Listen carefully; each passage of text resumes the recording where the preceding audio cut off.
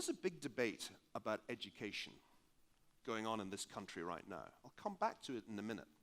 But before we get to that, just consider this astonishing slide. We all know, if we follow these things, that the PISA studies of educational attainment at age 15 put East Asian countries far ahead of everybody else, particularly in mathematical attainment. This is student performance in mathematics comparing the Shanghai district of China with the United States, but sorting by parental occupation, which we know has a big impact on outcomes. Guess what? Even the most privileged kids in the United States, who are the children of professionals and managers, do worse at math in the PISA scores than the children of Chinese manual workers. That was the scariest slide I saw this year. The interesting thing is that you can't say the United States is becoming Latin America because so many Latin American countries are improving their institutions and have been since this database began back in the 1990s. Here are the measures for Chile. Now, just to make clear how this system works, on this axis here, you have a worst possible score of minus 2.5. That would be if you were Somalia, where my wife comes from, which is why it's in my mind. And if you are a kind of cross between Finland and Switzerland and Singapore, then you get a maximum score of 2.5. Now, if you look at where Chile is since the mid-1990s, on these measures, accountability, government effectiveness, regulatory quality, rule of law, control of corruption, it's clearly best of breed in Latin America. But what is really striking to me is that it is converging with the United States. Chile no longer needs to be looked at only in a Latin American context. It has institutional quality that compares with European countries. It compares favorably with, indeed, quite a number of European countries. These are much better numbers than Italy currently has. But what does it all mean for you? What does this story I've told you of great reconvergence and great degeneration mean for Chile?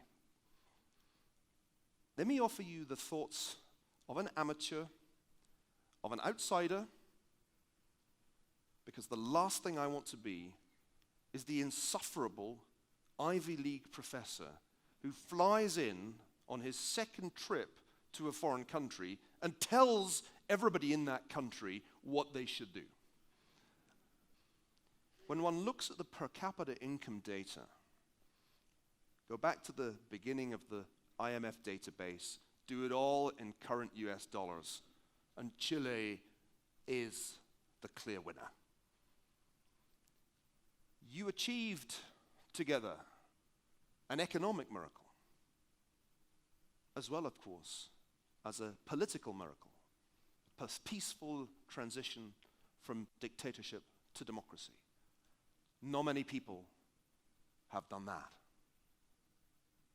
And you didn't have the European Union helping you the way it helped certain countries speaking the same language as you in roughly the same time frame.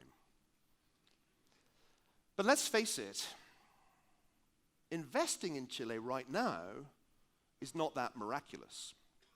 This is year-to-date performance for world equity markets, country by country. Tells you where you should have invested back in January, not Chile. If it's just equity exposure you want in Latin America, for the last 10 years, you should have been in Colombia, not Chile. And it's true that inequality, by at least some measures, is relatively high in Chile. Here are the latest Gini coefficients that the World Bank has. We don't all agree about the Gini coefficient. Some people think the Gini should be put back in the bottle. But if you buy that measure then Chile is in the top 20 of unequal societies. But I wonder if this is really the perfect moment for Chile to swing to the left. If it's really the perfect moment to focus on redistribution through taxation, to focus on cramming down education so that the skates are removed from the feet of those in the private schools. Bound to worry when slogans that he thought had passed their sell-by date make a comeback. Is bound to worry when crowds are in the street. It's bound to worry when the talk is of a new constitution, as if a new constitution never fixes anything. Do you know how many new constitutions Latin American countries have had in the last 200 years? Let me conclude with a warning. I don't often quote John Kerry. But right at the beginning of his time as Secretary of State, he unintentionally said something very important. In America, he said, you have a right to be stupid if you want to be. The Germans all wrote this down, wondering why they'd never seen that right in the Bill of Rights. Ladies and gentlemen, I am here to tell you that this right also exists in South America. Chile has a right to be stupid. It has been very smart for many years. Until recently, it looked like the smartest of all the Latin American countries. You know, sometimes when I hear people saying, I'm on the left, I'm on the right, I feel like saying I belong to the extreme center. I believe in the free market because the free market has clearly worked better historically than all social experiments in allocation through state control. I believe in freedom as Adam Smith defined it in The Wealth of Nations, but I believe in civil society the way he defined it in the theory of moral sentiments. If the values of the Scottish Enlightenment are right-wing, then I'm right-wing. But I would prefer to think of these arguments for freedom as central, as an extreme centrist. I think we should focus far more than on the Gini coefficient on issues of educational opportunity rather than outcomes in income and wealth distribution. And it's particularly on this issue of educational opportunity that I think we need to focus. In the Great Degeneration, I make a strong argument based on global data that having a variegated higher education system, secondary education system, and primary education system with a mix of public and private, profit and non-profit, produces the best outcomes through a mix of competition and choice and the simple benefits of breaking up monopolies. The evidence for this is very persuasive worldwide, and I was a lucky beneficiary of the fact that one or two schools in Scotland survived a socialist attempt to achieve a public monopoly of comprehensive education. So I'm sympathetic to the argument that we need what you might call biodiversity in education.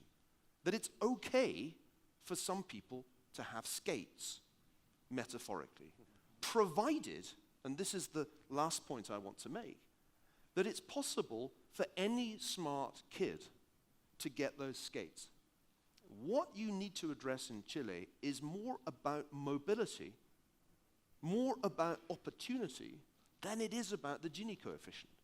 And it seems to me there's an obvious set of lessons to be learned from other countries' experience that would improve educational outcomes pretty quickly in Chile.